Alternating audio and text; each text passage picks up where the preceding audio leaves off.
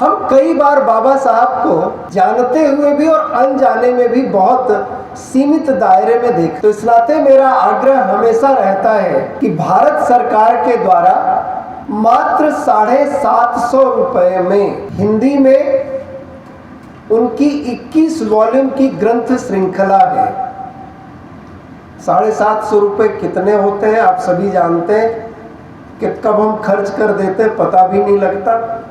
तो इस नाते बाबा साहब का वह ग्रंथ हमारी पुस्तकालयों में बने, इसका हमको प्रयास करना चाहिए। और जो आधिकारिक विद्वान जिन्हें बाबा साहब ने स्वयं आधिकारिक माना है, उनकी पुस्तकें भी अगर आप अपनी लाइब्रेरी में शामिल कर लें, बसंत मोहन की किताब, धनंजय कीर की किताब, तो कम से कम बाबा साहब पर जो लिखा गया है, जो बोला जा रहा है, उससे आप दिग्भ्रमित नहीं होंगे।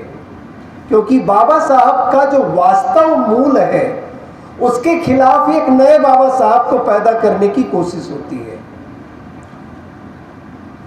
हम शिक्षा जगत के लोग हैं, बाबा साहब का जो मूल है वही समाज में संचारित हो, उसके लिए हम सबको प्रयास करना चाहिए। और आज का कार्यक्रम भी उसी कड़ी का हिस्सा है। जब Hindu code bill doctor Ambedkar लाए, बहुत स्वाभाविक बात है, उसका कुछ विरोध हुआ, लेकिन बाबा साहब ने उसकी प्रतिक्रिया में क्या कहा वो बहुत महत्वपूर्ण है। उन्होंने उसकी प्रतिक्रिया में कहा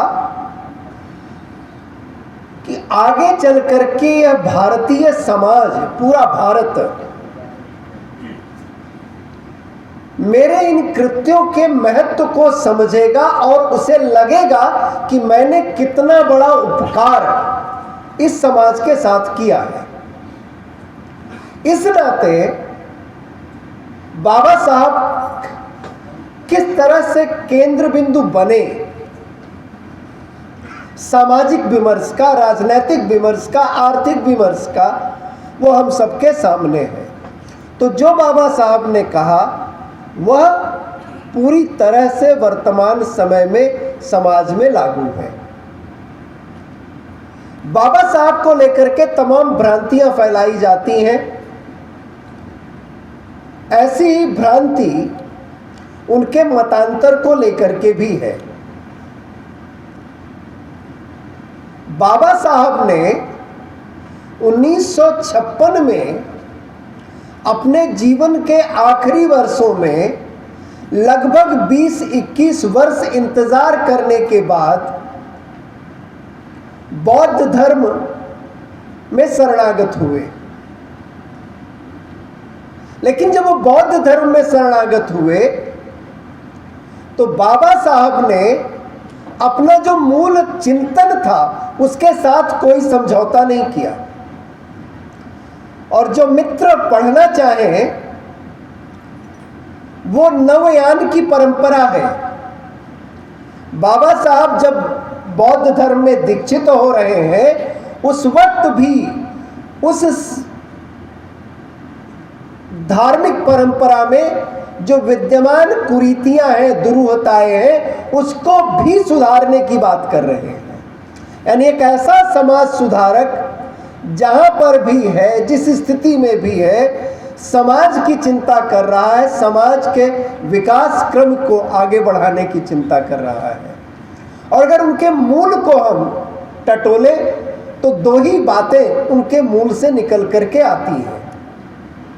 पहला ये, समाज से छुआछूत खत्म हो, और उस छुआछूत की बीमारी का कारक उन्होंने जाति को माना है। इस नाते जातिगत व्यवस्थाएं भी खत्म हो। दूसरा कारक, उन्होंने समाज में उसको सम्मान मिले, उसका वैशिष्ट उसको प्राप्त हो, उसके लिए कार्य होना चाहिए। ये पूरे दर्शन के मूल केंद्र में यही बातें हैं। और जो लोग बाबा साहब को धर्म विरुद्ध मानते हैं, उनके लिए बाबा साहब का ही बहिष्कृत भारत में लिखा हुआ 1929 का संपादकीय है, आंख खोलने वाला है।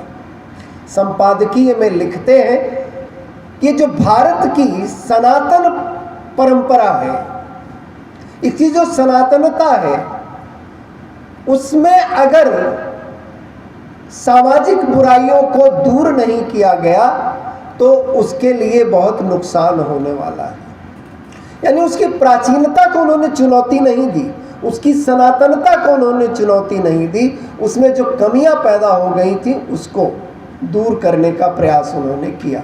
सामान्यतः लोग कह देते हैं कि बाबा साहब रिचुअलिज्म के बड़े खिलाफ थे, और हम भी पढ़े लिखे लोग ज़्यादा, जैसे हम सभी रिचुअलिज्म करते हैं। कोई भी त्योहार किसी भी संप्रदाय का हो, किसी भी पूजा पद्धति का हो, बगैर रिचुअलिज्म के नहीं चलता है। इस नाते मित्रों, जब रिचुअलिज्म की बात आए तो उसको रिजेक्ट मत करिए, कभी बैकफुट पर मत जाइए। वो बहुत साइंटिफिक है।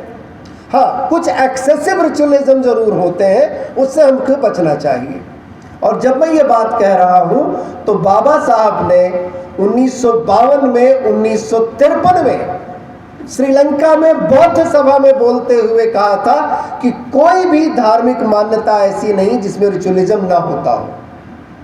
तो वो धर्म पर विश्वास करते थे, धर्म के लाभ पर विश्वास करते थे, सदाचार सुनीति समाज में आए इसके लिए धर्म को माध्यम मानते थे, और धर्म की प्रक्रियाओं को अनुपालित करने में रिचुअलिज्म का क्या योगदान हो सकता उसको भी मानते थे।